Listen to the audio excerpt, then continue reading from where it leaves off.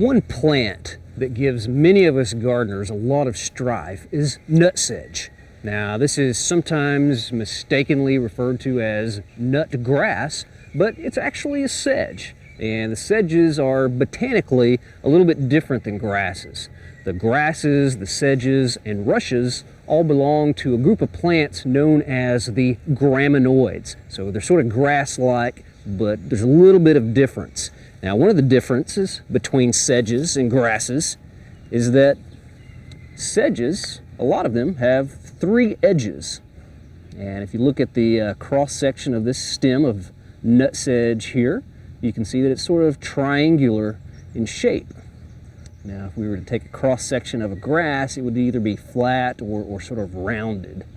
But generally, most sedges have that 3-angled stem. The sedges also grow in areas where there is abundant moisture, and we oftentimes see the nutsedge in our lawns in sort of those low places, or maybe those areas that don't drain quite so well. And we can have these in our gardens in places where we do a lot of irrigating, and if we have an irrigation system in our lawn, or if we water our lawn a lot, we could probably have nutsedge in quite a few places. But sometimes when we bring in topsoil into our gardens, we inadvertently get a lot of nutsedge in the soil, and it can really cause some problems. There are a lot of people who have nutsedge in their lawns, and it's really sort of a plant that really causes them to gripe, because after the lawn is mowed in just a few hours, these blades of the nutsedge seem to just shoot up.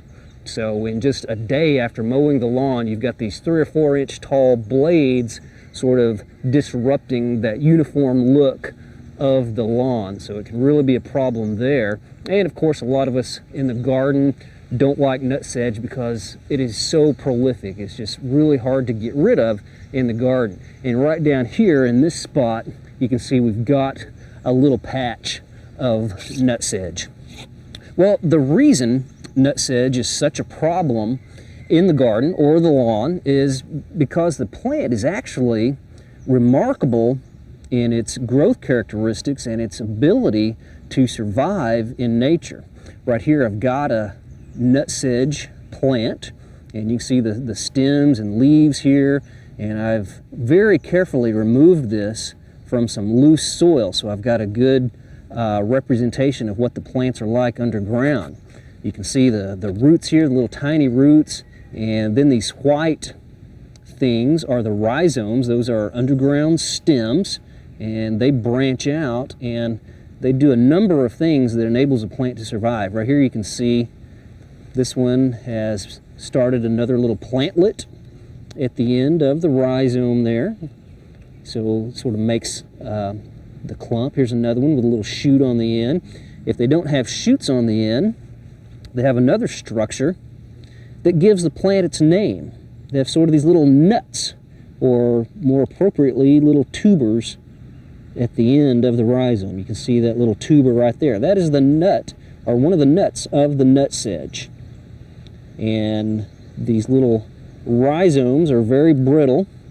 Right over here I've got a plant that I pulled up a little bit earlier, and I wasn't so careful in pulling it out of the ground, and you can see there aren't any little tubers at the end of the rhizomes. Those were left in the soil, and those can re-sprout.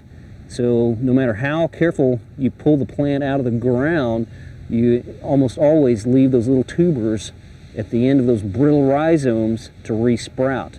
And that's not all. The plant makes seed. It can re-sprout from seed and become more abundant in the garden in that way. And also the tubers, or the rhizomes, the rhizomes themselves can actually, if they are mature enough, even without a little tuber at the end, if those break off in the soil, sometimes they can regrow as well. Right down here you can see this little patch of nutsedge, and what probably happened here last year, there was a large plant in the center, and it was weeded or pulled up, and all the little nutlets or tubers that were left at the end of those brittle rhizomes have sprouted. So you can see that a patch can form in no time at all. And now that these are growing, they're starting to form their own little tubers at the end of their rhizomes. So pretty soon you can see that we can have a really large patch. And those patches can actually get up to 10 feet in diameter. Now there are two species of nutsedge in Oklahoma, and the one that we have right here is the yellow nutsedge. We have yellow nutsedge and purple nutsedge, and they're kind of hard to tell apart. The flowers of the purple nutsedge have sort of a purplish or reddish tint to the flowers whenever they get mature enough to bloom. And then just looking at the tubers themselves, you can tell the difference. The yellow nutsedge has one tuber at the end of the rhizome, like we've got right here, and the purple nutsedge actually has sort of chained or multiple little tubers along the rhizome. And one other difference is that you can actually eat these tubers, and the yellow nutsedge tubers have sort of an almond type taste, sort of a pleasant taste, whereas the tubers of the purple nutsedge are sort of bitter. And being able to tell which nutsedge species you have is important in the control of the nutsedge. Now, it is really hard to control in the garden. If you keep pulling the plants, the little tubers can re-sprout about 10 to 12 times. So if you're thinking you'll just keep pulling it and pulling it until you starve it out, it takes quite a while. Now, I've known some gardeners who have been able to control small patches of nutsedge in their gardens and in their beds with newspaper.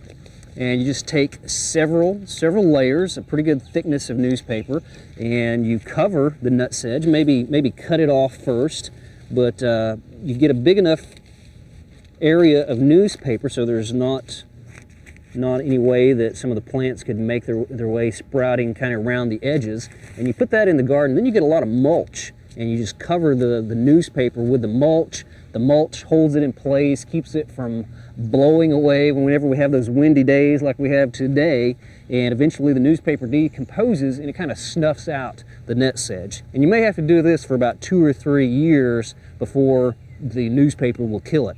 Now, if you try to do this kind of thing with some of the landscape fabrics, you'll want to get the good landscape fabrics, the heavy duty stuff like this one or this one.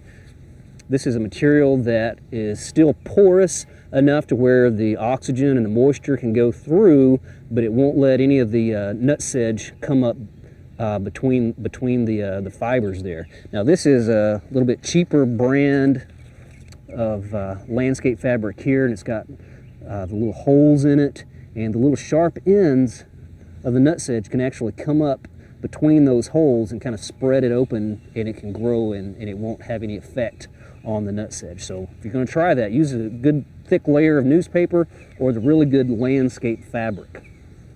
Now, there are some chemical controls for nutsedge as well. If you have a large infestation of the nutsedge in your beds or in your turf, you will most likely want to think about controlling it with some of these chemical methods. Right here is a chemical known as Basagran, and this has been used for years to control nutsedge. Basagran will only control the yellow nutsedge. It doesn't have any effect on the purple nutsedge. So if you have yellow nutsedge, then Basagran will work for you. Spray this in your beds, your landscape beds, your landscape flower beds, and on your turf as well. But don't spray it on the vegetable garden.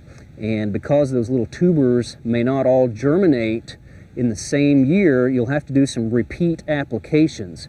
And it's recommended to do Basagran every 10 to 14 days, but don't do more than 3 applications in 1 year of Basagran for the yellow nutsedge. Right here, we've got a chemical known as Image, and this will control both yellow and purple nutsedge, but you can't spray Image in cool season lawns. It will do damage to fescue and bluegrass and perennial ryegrass, but it will take care of the purple and yellow nutsedge. Right here we have Manage, similar name to Image. It will control both purple and yellow nutsedge. but you can't spray this in vegetable gardens, although you can spray it on the cool season lawns. So Manage will take care of the nutsedge in the lawn situation. And again, repeat applications are going to be necessary with the Manage for both yellow and purple nutsedge. So it's a plant that has an incredible ability to survive. The nutsedge does, but really causes a lot of grief for us gardeners.